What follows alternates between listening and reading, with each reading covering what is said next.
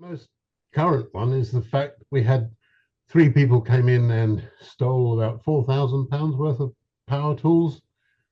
Um, they were part of a national gang. There's a gang of 12, um, which I and a friend of mine are tracking around the country. They've done about 150 jobs. If you're taking £4,000, I know that they hit a another local power tool supplier for 7,000 the same day. Anyway, the three came in armed with cable cutters. One of them had cable cutters, cut all the security tags and the cables that we have holding the power tools down on the display stands.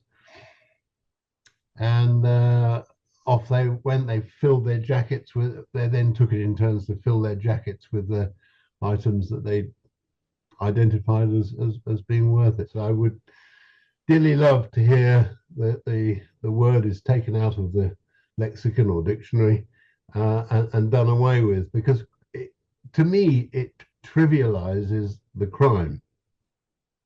So people, the society as a whole has got to get a grip. Recently, there was one of the police commissioners was saying that the society should, members of the public should get involved in stopping shop theft, and that person was that police commissioner was roundly told off by ministers, saying that they were putting people in positions where they might get stabbed or what have you. But what do you actually do? You get a situation where society as a whole seems to regard this as, oh, well, that's acceptable. It's a shop. They put things on display. What do they expect?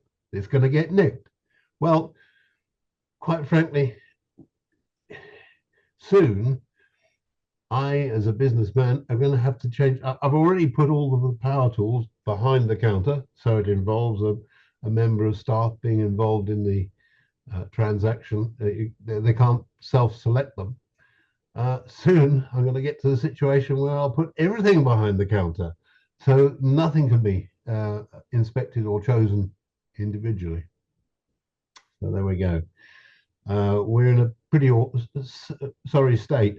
I was delighted to say, after I made my speech, the Commander Gordon from the Met Police came up to me. He said, "You'll be delighted to know that we are no longer using the term shoplifting. We are going away from doing that." And because they were trying to encompass all aspects, there was an increased number of people being attacked, members of staff being attacked. So they're looking for ways of describing the crimes in a more realistic manner.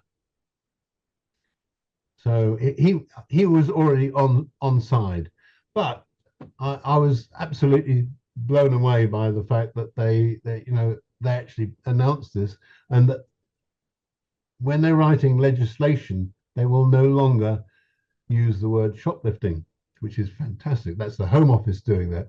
Now, about 12 years ago, I went to the British Independent Retailers Association conference and made a big presentation about shop theft. And in that, I asked all the journalists in the room to stop using it. And many of them did. Even the British Retail Consortium annual crime survey was a shoplifting free zone for several years. But sadly, as things go, people drifted back. You just have to keep on reminding them.